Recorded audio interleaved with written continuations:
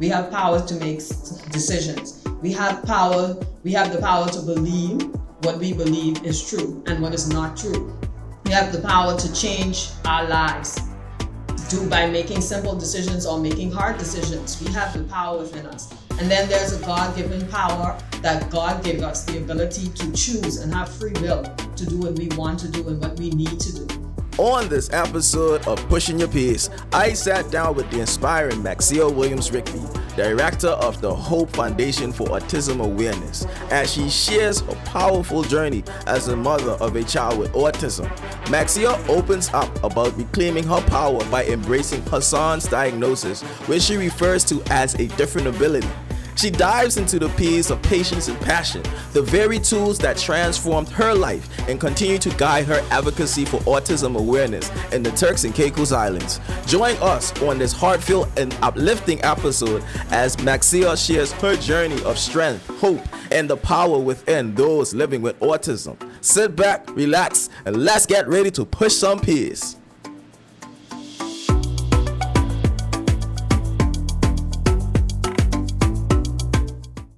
First of all, welcome to Push Your Peace podcast.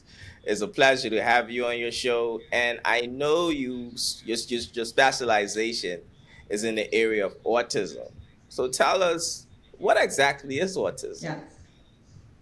So autism spectrum disorder is a neurodevelopmental disorder that affects the development of a child and an adult with regards to social interactions or social communication, challenges, problem behaviors, repetitive behaviors. But it encompasses a whole lot of different things. But I wouldn't describe it as a disability as some does, but I do describe it mostly as a different ability. And that different ability comes with some challenges that don't quite fit in with the social norms around us. Now, on this episode, we're going to be talking about the concept of power.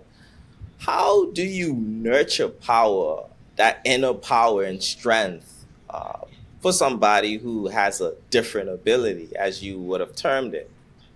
Yeah, so first of all, I would like to say that anybody that is working with people that have neurodevelopmental disorders or anybody who is vulnerable should have a strong set of values. You should be interested in the well-being and the care of that particular person, because at that moment when you are engaging with that person, it is a human being, it is a life. And if you're not able to care for that person in the way that you need to, you could damage that person significantly for the rest of their lives. Now, I work with very vulnerable people. So when it comes to harnessing the power that they have within them already, me, myself, I would have already had to view myself, check myself, self-check myself, and ensure that my values line up with what I want to do for that client.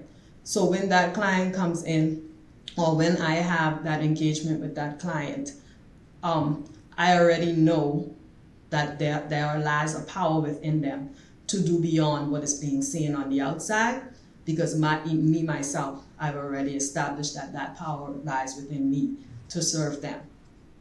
Thank you for sharing that. I mean, let's go back to formative years. What are some signs to look for in children who may be on the autistic spectrum? What are some signs that parents should look out for? Well, first and foremost, I'm not able to make any formal diagnosis. Yes, I am an international behavior therapist. Yes, I am a parent of a child with autism, well, a teenager now, because he wouldn't want me to call him a child. He's now 15 years old. So he's a teenager with autism. So I've had about 13 years experience with someone directly related to me who has autism spectrum disorder. And like I said, we have a nonprofit organization, the Hope Foundation for Autism Awareness. So I am directly involved with a lot of families who have different kids that have autism spectrum disorder as well. So I have been deeply involved in the autism spectrum community here in Providenciales. However, I can tell you some general signs, but these are not definitely across the board for every child. Every child or every person who has autism spectrum disorder, they are different, okay? But usually you would see some signs of social development that is delayed, or some delay in social interactions or development.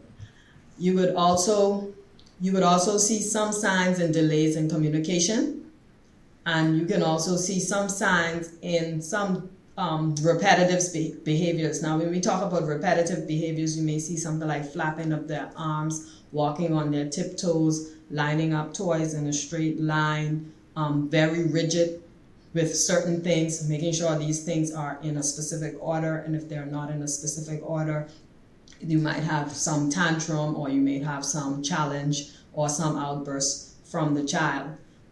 These are some of the things that you may see happen with a child with autism spectrum disorder. However, it is very important for you to get the proper diagnosis, the proper professional to see the child to actually confirm this, because just because a child may be experiencing one or two of these things, that doesn't mean that they have autism spectrum disorder. So there are other things that you need to rule out, and only professionals will be able to rule out those things. Now, let's say a parent does get a diagnosis, right, with a child having autism. How do you now, what's the first thing a parent should do, like to I would say gain power, or gain power over the situation, I would say, or take control of it more so? Like what's the first steps a parent should take when they receive a diagnosis, based on your experiences, of course? Yes, well, definitely based on what I have experienced. Like I said, a lot of times what happens is we have not checked ourselves. We have not checked, self-assessed what is going on within us. Receiving a diagnosis is not an easy thing for anything that's going on. As a mother, that's very difficult. If you have a child, you have hopes and dreams for your child. When your child is born, you want them to be healthy, you want them to be successful. One day you hope for them to accomplish something great, and you're looking forward to being proud of them. So when you start to think about what it is that you want and you want for your child, you start to think about, what do I need to do? How do I push forward? How do I get to the point where I can get help for a child? Now, for a mother, most mothers are already so powerful within themselves.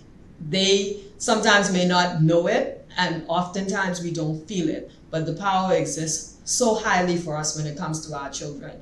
So for me, when I got the diagnosis for my son that he had autism spectrum disorder, there was no question. I already knew right away that we had to intervene, we had to get help, we had to do everything possible within our power to ensure that Israel did not get left behind in anything. And even if that meant that I myself would have to do it. And that's what ended up happening anyway. I ended up doing it because I already knew that if anyone was going to help my son, it was going to be me. Indeed. Now, let's talk about that. You have this child with these large aspirations, and you get this diagnosis, and it's like the future isn't clear, right? How do you nurture in that child now that, despite having this I won't say disorder, but despite having this, I mean, how do you nurture that power within that child to know that, okay, the future is still bright for you? Yes. Children learn more from what you do than from what you say. And it doesn't matter if that child has a disorder or some type of disability or anything. They are looking to you and they are looking at you. Like I spoke about earlier, I talk about and I keep saying this with looking within yourself, like keeping in line with what you're talking about power. Like we have a power within us to self-assess. We have power to make decisions. We have the power to believe what we believe is true and what is not true. We have the power to change our lives by making simple decisions or making hard decisions. We have the power within us. And then there's a God-given power that God gave us, the ability to choose and have free will to do what we want to do and what we need to do. And then there's also a power that comes from God that only God can help with and only God can strengthen you with. God can give you the wisdom, the knowledge, the understanding to help you through these processes. So when it comes to affirming our children or letting them know that, yes, you have some struggles, you have some challenges, it's very important to be honest as well, to say that, listen, I have challenges too. I have struggles too. I am going through a lot as well. And look at me. Look at what I am doing. Look at how I am pushing forward. I may fall down, but I get back up. It's okay to make mistakes. You can try again, right? I'm going to be here to support you. And then not just saying that, but doing that as well. And when children see that you are demonstrating those things even in your own lives, God fills in the gap. He fills in those things that maybe you're not able to explain because the child may not understand it in your words. But I believe, especially when it came to Israel, that he saw a lot in his parents. He saw a lot of things that we did. He saw that we were supportive. He saw that we cared about him. He saw that we accepted him. We never told him he had autism spectrum disorder. We never labeled him. We never treated him any differently because he had autism spectrum disorder. You know, when he started to read and understand different things about autism, he himself came to me at 10 years old and said to me, "Mommy, I'm a boy with autism." And that's how he said it. And I just said to him, "Who said that to you?" And he said, "Me." And I said, "Okay," right? But he never knew that he was any different. And we always showed him love, support, inclusion. We always made sure that he was a part of everything that went on. And that, I believe, had empowered him to become great. I believe that empowered him to do all the things that he's able to do independently. I think that empowered him to be the author of a book and writing a second book. I think that demonstrated to him that he could do anything that he wanted to do because he had the power to do it. It may take him a little longer. He may have to work a little harder, but that power never left. He's able and he's capable. So even when he says, "Mommy, I can't. Mommy, I don't know about this. This is too hard." And I say to him, "That's not true. You can do it, and we'll work on it together." We can do it. Such a powerful line. And I want you to tell me, what's the biggest life lesson that Israel has taught you? Boy, there are so many. But I think one of the biggest lessons he would have taught me was how to really love. Like, it's one thing about loving someone who can do for you or who you can expect a return from. It's really a different thing to love your child, because you know, okay, one day this child will grow up and this child will be this and this child will have this and this child will, you know, maybe support me, and you know, hopefully when I become an older person they will take care of me. Or I'm looking forward to them being proud of them and seeing them accomplish things. But what about you having a child and you're not so sure if this child will, you know, develop the way you anticipated? What about having a child that you're not sure if they're going to be able to have their own family or be able to take care of themselves or be able to do all the things that normal people do, right? And I use that lightly because normal, what is that, right? But you have all of these ideas in your head as to what you're supposed, love is supposed to look like, and what a family should look like, and how things should develop and progress. And when it derails, Israel is my last child, so it's like, okay, I am saying, this is just life. I have 3 kids, this is the last child, this is what's going to happen. But what happens when that derails? Do you still have that love, and that determination and that power to still push forward, even when you don't know what's going on? And Israel showed me love without even words. Before he was able to communicate, he held my hand, he looked in my eyes. Like, he showed me, like, give me a hug, give me a kiss, even without me being able to explain to him what love was, to understand, like, what it looks like, how it is betrayed. Even when he's saying I love you and him not saying I love you back, right? He still was able to demonstrate love towards me. And I just found that very, very powerful to experience, because it's like what people say, like, that love without words. And I didn't know that he understood what a family was. I didn't know if he understood what brother and sister and mother and father, like, what they even represented. I did not know. But I continued to show him love. And in turn, he demonstrated love in his own way, right? And now he can tell me things about families, and he can say, Mommy, I want, to be with my family, and I love my family, and, things like that. I never really knew that he understood what it meant to love. And I feel very, very good, very, very proud and happy that, he knows that he's loved, and he knows how to demonstrate love. Love is a verb, I once heard. Love is a verb.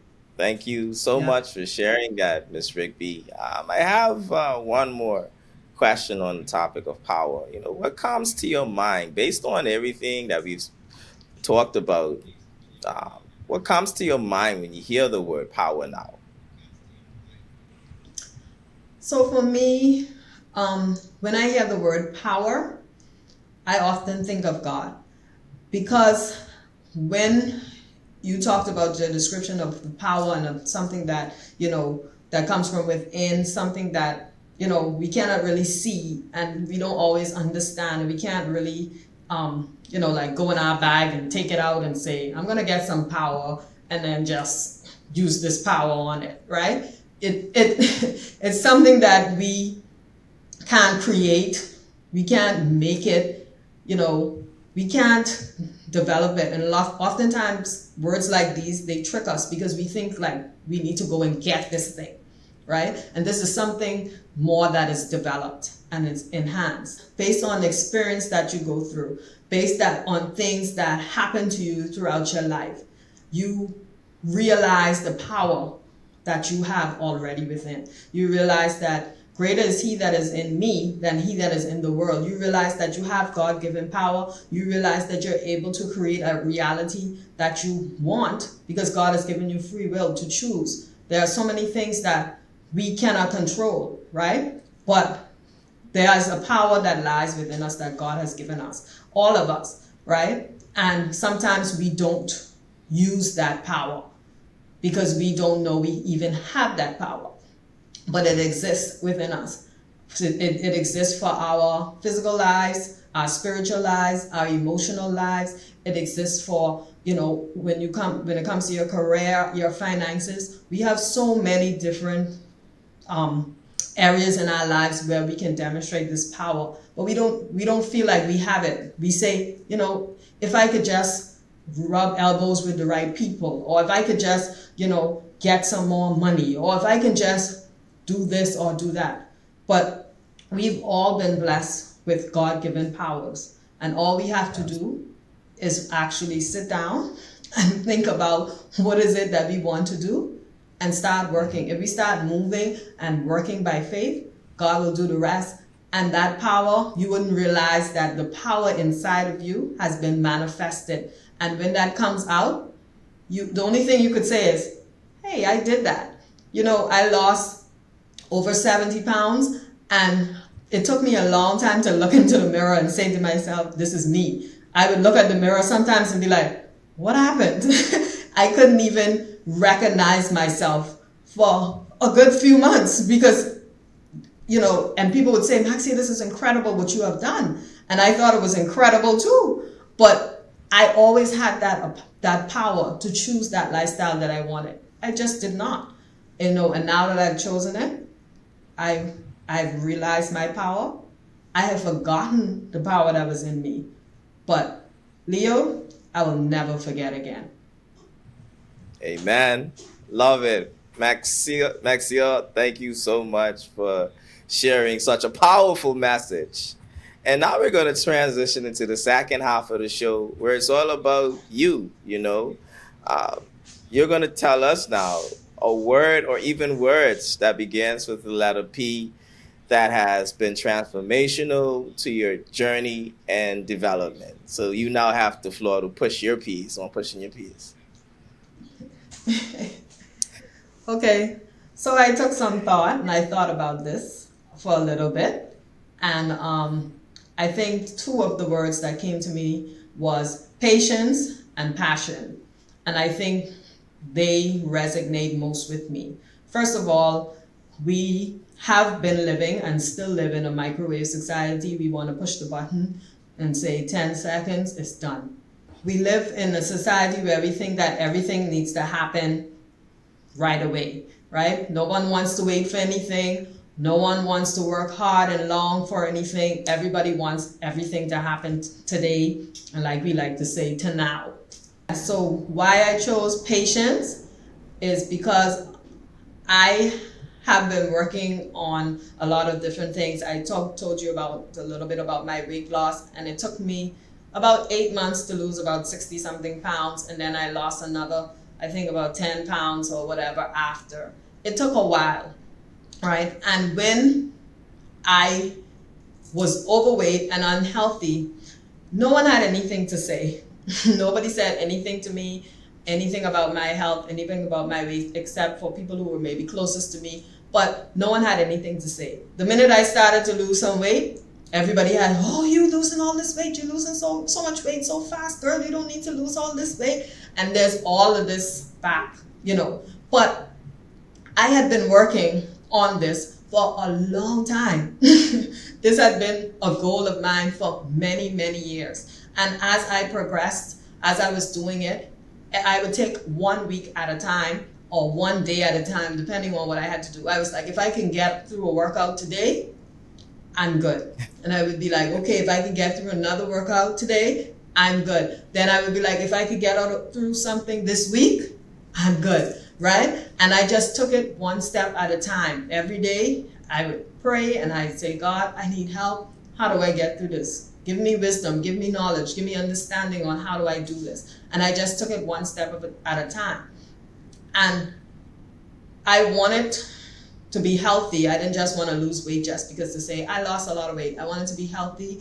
I was thinking about my future. I think about my children. I was thinking about what I want to be in life and where I want to be. And my weight wasn't helping me. Being patient with the process and the progress was like, this is never going to happen. This is taking so long. It took me many years to put on the weight, but I wanted to lose the weight, within a couple of weeks, right? And you have to know that that doesn't balance out itself, right? Even though I lost the weight in way less time than I put it on, it still took a while. But I had to take my time. I had to really look at, yes, I don't want to just lose a bunch of weight in a few weeks because I'll just put it right back on. I want to do it healthy. I want to do it the right way. I want to take my time. So for me, I feel like patience is a lot of a part of my development and growth. Even with other things, with having different desires and wanting to do certain things, they're gonna take time. Even my self-development, even the development of my career, it took time. I didn't just wake up, one morning and just became an international behavior therapist. I didn't wake up one morning and just say, oh, we're going to start a foundation. And I didn't wake up one morning and just say, I'm going to be great, and then I was great. I worked on that every day. I worked on that every day until I became what I wanted to create, until that power within me came out of me and I was who I said I was. That's what I did, but I had to be patient. And then the next part about being passionate definitely describes me. Anybody who knows me knows that I am passionate about what I do. You don't have to say much to get me to say much about what I love, what I enjoy, what brings me joy. I love God, I love my family, and I love working on purpose. And if those three fall in line on any given day, I'm a happy woman. You don't have to worry about me. You don't have to worry or wonder if, I wonder if Maxie is okay. Check with her spiritual life, check with her family life, and check with her purpose. If those things are falling in line, I'm good, right? So, but I'm passionate about it because I talk about it. I talk about it all the time. I talk about it every day. And then also not just talking about it, but doing something about it. Our passion should also be demonstrated in the way we live our lives. The way I live my life is passionately about my God, my family, and my purpose. So you always see those things come out in my life, right? And I would hope that one day that people would describe me as a person that was passionate about these things, about these values that I hold dear. Demonstrating the change that I want to see, right? If I'm passionate about something, people need to see. People need to see that I am passionate about that, And I always say that as long as I am able, I am willing. So if I'm able to do something, I'm willing to do something when it comes to my passions. And I don't think we are passionate enough people about the things that we love and the things that we value, the things that we hold dearly. I think that young people, we need to start getting them more passionate and not waiting until you get older and then you're just finding your passions. Like you can find your passion early and start working on it, as early as possible. And I think that builds to a healthy life and a happier life as well. Indeed. I love the piece you pushed. Passion and patience. They go hand in hand, man. Because, even sometimes we're passionate about things too. And, we want it to materialize so quickly because we're so passionate about it. But like you said earlier, you got to have that patience and trust your process. And it's powerful. I love the piece you pushed. Ms. Rigby, it's been a pleasure having you on the show. This has been a very powerful episode. I love the way you broke down power too. Is right aligned with what I was looking for. So I love it. Absolutely love it. I want you to talk, before you leave, I want you to talk about your foundation and also plug in anything promotional that you want to plug in about yourself, how people can contact you, all of that. Okay. So definitely, like I said, we established the Hope Foundation for Autism Awareness in 2013. It's a nonprofit organization geared towards raising awareness for autism and supporting families who have children or young people with autism spectrum disorder. So if you are interested in donating to the foundation, you can donate to us and you can contact myself. My telephone number is 244-9435, or we have an email address, which is autismtci@gmail.com. You feel free to reach out if you want to be a part of it, if you want to donate, if you want to volunteer or help in any way or form, definitely reach out to us. Also, I work with the Elephant Rooms, with the mental and neurodevelopmental team. I am one of the leaders of the neurodevelopmental team, and we do neurodevelopmental assessments, which basically means that we do assessments for autism spectrum disorder, ADHD. We also do cognitive tests, which test like the IQ abilities, those kinds of things. And also I do behavior therapy, which is creating behavior plans for children that have autism spectrum disorder, as well as helping them with academic support, communication, social skills. So if you're interested in that, please contact us at the Elephant Rooms. We're located in Salt Mills Plaza, number 45. I won't try to quote the number because I don't know it out of my head, but you can reach out to us. And if you have questions about that, I can also pass the number on to Leo later on. And if someone reaches out, we can get the number to you and you can call us and find out more information. We also offer mental health, which is talk therapy. We offer that here at the Elephant Rooms as well. And the Elephant Rooms is designed to talk about those things that are considered elephants in the room, things that are very, very important to talk about and need to be talked about, but somehow they are hushed.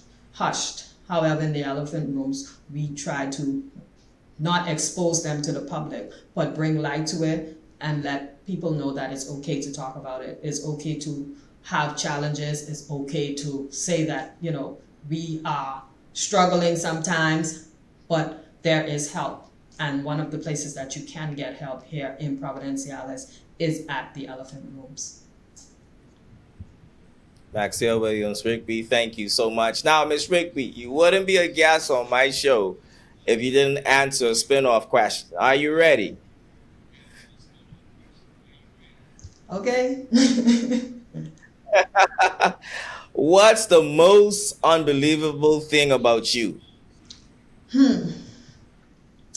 Well, I don't know. I think the most unbelievable thing about me, based on what I think people would say, would be my age. So if anybody doesn't know me, like personally, and know me, like, they're not able to really guess my age. People always say I look very young. When they find out how old my children are, they're like, impossible, I'm lying, that kind of thing. So I think the most unbelievable thing about me is my age. But I won't reveal my age because I'm a lady. No, I'm kidding. I won't reveal my age because I want people to guess. How old do you think I am? And not people who know me. Not people who know me to know my age. I want people to kind of guess and say, how old is she? She sounds mature. She sounds like she knows what she's talking about. But how old is she? Really? Well, that's a game for the audience to play, guess Ms. Rigby's age. Ms. Rigby, thank you so much for coming on, pushing your peers. It has been a pleasure. Thank you so much, ladies and gentlemen, behavioral therapist, Ms. Maxcia Williams-Rigby. It's been a pleasure, and take care, guys. Have a great week. We'll see you next week.